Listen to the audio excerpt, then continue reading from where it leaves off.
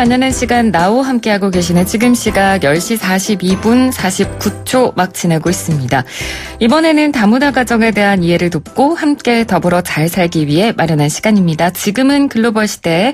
오늘은 한국건강가정진흥원 김윤경 양육비 이행지원본부장과 함께하도록 하겠습니다. 본부장님 안녕하세요. 네, 안녕하십니까. 네, 나와주셔서 감사합니다. 저희가 지난 방송에서 살짝 한번 소개를 했던 부분이긴 한데요.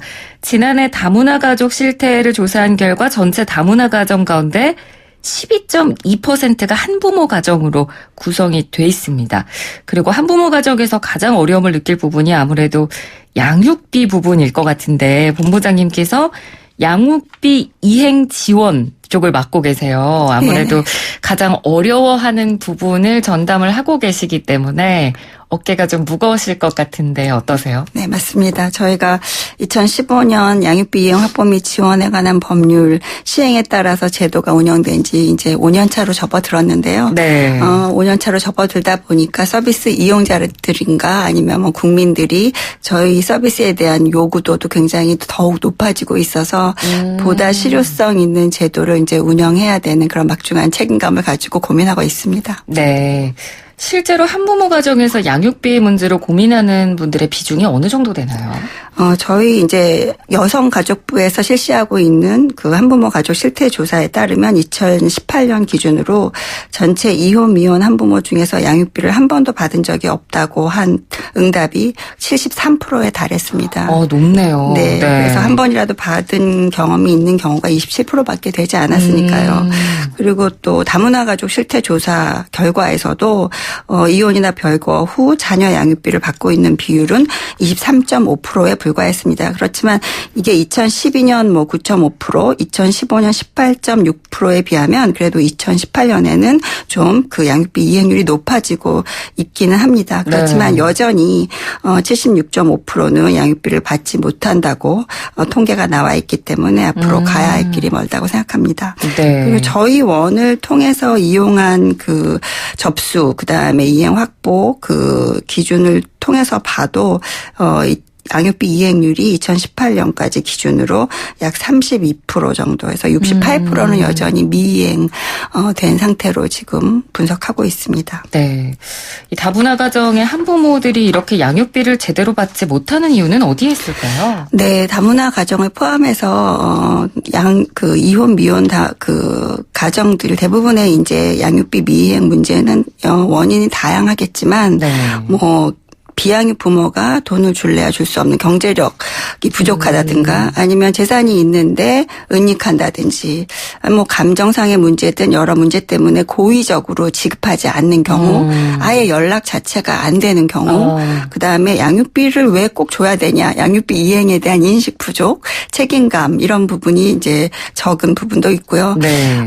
그렇게 잘 이행이 되지 않았을 때는 결국은 법적으로 이제 절차를 거쳐야 되는데 그런 양육비를 받기 위한 그 소송 절차가 굉장히 까다롭고 또 시간도 오래 걸리기 때문에 이런 어려움이 있습니다. 그래서 이런 어려움을 해소해 주기 위해서 양육비 이행관리원이 출범을 하게 된 거고 저희 원을 통해서는 이런 법적으로 굉장히 까다로운 절차를 저희한테 신청을 하면 다 모두 대신해서 도와드리고 있습니다. 그래서 그런 부분에서는 상당히 많이 도움을 받고 있지만 그럼에도 불구하고 다른 여러 가지 사유에서 이행되기 어려운 부분들이 있기 때문에 예를 들면 아까 인식의 부족 같은 것도 굉장히 크기 때문에 웹드라마나 웹툰을 제작한다거나 국민이 참여하는 홍보단을 운영한다든지 슬로건 공모전을 한다든지 다양한 홍보 방법을 동원해서 양육비는 꼭 자녀의 건강한 성장을 위해서 필요하다라는 거 그 양육비 이행에 대한 책임을 강조하는 그런 인식 개선 활동도 저희가 열심히 하고 있습니다. 네. 그러니까 법적 절차나 여러 가지를 구체적으로 도와주시는 부분도 있지만 저도 본부장이 말씀을 들어보니까 인식 개선도 굉장히 중요하겠구나 이런 생각이 동시에 듭니다. 그러니까 양육비 이행관리원이라는 곳에서 이 한부모 가정의 경제적 어려움, 법적 어려움을 실질적으로 도와주고 계신다는 말씀을 해주셨는데 실제로 얼마나 많은 분들이 도움을 받았나요? 네. 저희가 2015년 3월 25일 개원을 했고요. 2018년 12월 말 기준으로만 봐도 양육비와 관련된 이제 상담을 전화나 온라인 방문을 통한 대면 상담을 다 진행하고 있는데 네. 상담만 받은 건수도 약 11만 7천여 건. 그다음에 그 상담을 하고 나서 그 상담 중에서는 자기가 지원 대상이 아닌 경우도 있고 또 다시 재상담을 한 경우도 있기 때문에 이제 실제로 신청 접수 건은 약 17,000건이고요. 네. 그 신청 접수가 이루어지면은 접수 건에 따라서 뭐 집행권원을 그러니까는 판결문을 확보해야 되는 경우에는 소송이 진행되는 거고 판결문이 있지만 또 이행이 잘 안 되는 경우에는 협의를 도와준다든지 뭐 그다음에 추심을 해야 된다든지 이런 다양한 절차들이 있습니다. 그래서 네. 이런 전체적인 그 절차를 다 도와드리고 있고 그중에서 실제로 접수건 중에서 양육비 이행이 확정된 이제 그 판결문 상이라든지 이제 확정된 건이 1,535건 정도 그다음에 그중에서도 양육비가 실제로 이행된 건수가 3,700여 건입니다. 금액으로는 네.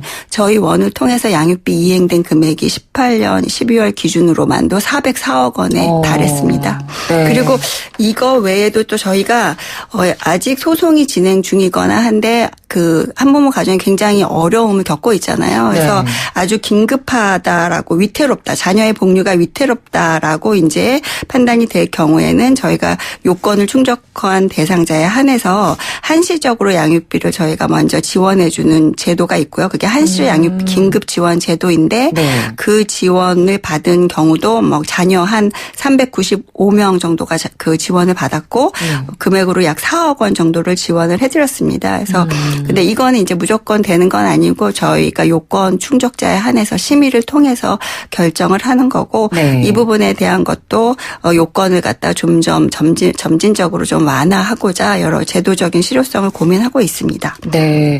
그러면 이 지원 요건을 미리 좀 알아봐야 될 것 같은데 이 지원 요건은 어떻게 미리 알 수 있나요? 저희 세부적인 지원 요건이 이제 지침에 따라 법에 따라서 운영이 되고 있기 때문에 네. 저희 원 홈페이지에 보면 자세히 그 요건들이 있습니다. 예를 들면 뭐 저희 일단 신청 자야 되고 저희 원에 신청을 해야 되고 집행권원이 있어야 되고 네. 그다음에 양육비가 미이행된다라는 거를 확인을 해야 되고 그리고 위태로운 사유도 분명히 있어야 됩니다. 네. 네. 홈페이지를 참고하시면 좀 네. 자세하게 알아보실 수 있을 것 같고요. 네. 저희가 또 이 다문화 가족에 특화된 코너다 보니까 이 전체적인 비율 말고 양육비 이행관리원을 이용하는 다문화 가족의 비율은 어느 정도나 되는지도 궁금하거든요. 네, 맞습니다.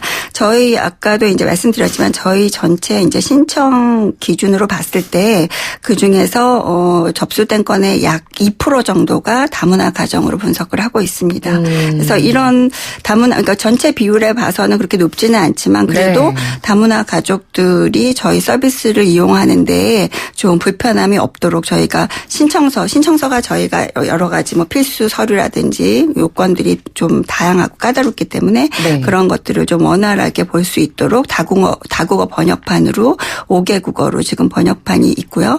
그다음에 또 소통이 원활하지 않을 수 있기 때문에 네. 다누리 콜센터와 연계해서 저희가 다국어 서비스 지원을 해드리고 있습니다. 네.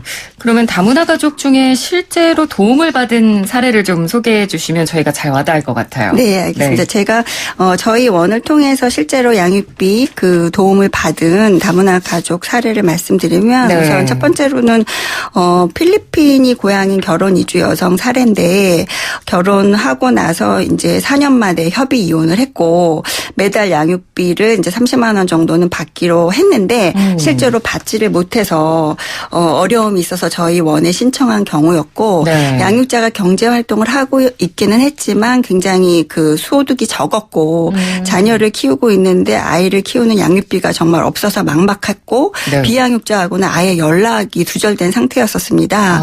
그래서 저희가 이제 다누리 콜센터랑 연계해서 저희 원에 접수를 하게 됐고 저희 담당자가 이제 이제 비양육자의 주소 근무지를 조회해서 결국은 연락을 취하게 됐고 비양육자에게 지금 양육자가 이런 어려움이 있고 아이들 자녀의 복리에 굉장히 위태롭다 이런 여러 가지 설명을 해드렸더니 비양육자가 본인도 신형불량 상태라서 사실 굉장히 어렵지만 자녀를 위해서 양육비를 이행을 하겠다라고 그때 서로 이제 약간 어려운 상황을 좀 공감해주고 서로의 입장을 이해해서 조금씩 양보를 해서 과거 양육비는 그러면 안 받고 이제 이후에 장래 양육비는 매달 꼬박꼬박 받기로 그렇게 합의가 잘 된 사례가 있었고요. 중재를 잘 해주신 거네요. 네, 중재 역할이 굉장히 중요합니다. 그래서 실제로 경제력이 있으면 참 다행이지만 없는 경우에라도 그래도 어떻게든 조금이라도 양육비를 주고자 하는 마음이 굉장히 중요하고 그 실천이 되게 중요하기 때문에 그런 중재도 굉장히 중요하고요.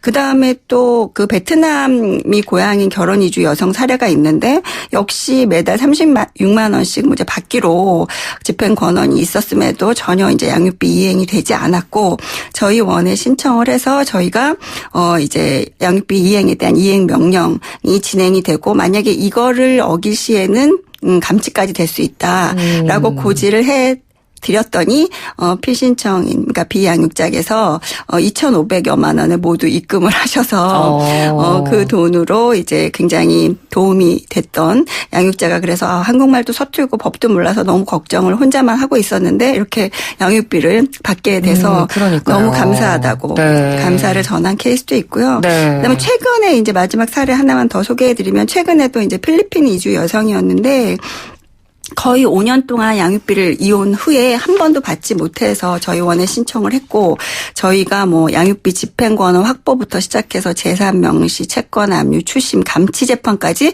저희가 할 수 있는 모든 소송을 다 도와드렸고 감치 재판 신청 단계에서 그 비양육자의 어떤 정기예금이 있다는 게 확인이 돼서 그 부분에 대해서 이제 추심이 들어갔고 그러자 이제 피신청인께서 그 이제 추심이 되면서 그 돈이 거의 3천만 원이 양육자에게 전달이 됐고 피신청인의 감치 취하를 이제 저희가 신청을 하게 돼서 교도소까지 가지 않고 마무리가 잘 된 그런 사례가 있습니다. 그래서 이 사례는 또 아이가 중학생이 있었는데 그 아이를 이제 다누리 콜센터랑 연결해서 거기에서 또 무료로 또 동영상 학습 이런 거를 활용할 수 있는 서비스도 연계를 해줘서 여러 가지로 이제 많이 도움을 준 사례가 있습니다. 그러니까요. 우리도 이런 상황이 오면 일단은 좀 당황할 수밖에 없고 법적인 절차는 더 어려운데 거기다가 한국말까지 서툴기 때문에 굉장히 어려운 점이 많을 것 같다는 생각이 듭니다. 끝으로 그러면요. 다문화 가족의 양육비 문제와 관련해서 한 말씀 해주신다면 어떤 말씀 남기고 싶으세요? 네. 그 양육비라는 거는 진짜로 아이의 생존권이라는 국민의 어떤 인식 전환이 굉장히 중요하다고 생각합니다. 그래서 특히 이제 이거는 매달 필요한 아이들을 위한 돈이니까 매달 지급하는 양육비가 우리 자녀가 안정적으로 성장하기 위해서 꼭 필요한 돈이라는 것을 상기했으면 좋겠고요.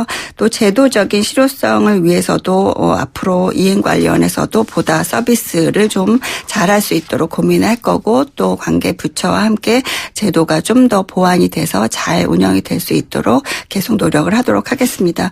혹시 양육비 미이행으로 어려움을 겪고 있는 한부모 다문화 가정 같은 경우에는 저희 원 전화 1644-6621나 뭐 다누리콜 전화 1577-1366 혹은 홈페이지를 통해서 서비스를 많이 이용해 주시기를 부탁드리겠습니다. 네, 알겠습니다. 말씀 잘 들었습니다. 고맙습니다. 감사합니다. 네, 지금까지 한국건강가정진흥원의 김윤경 양육비 이행지원 본부장이었습니다.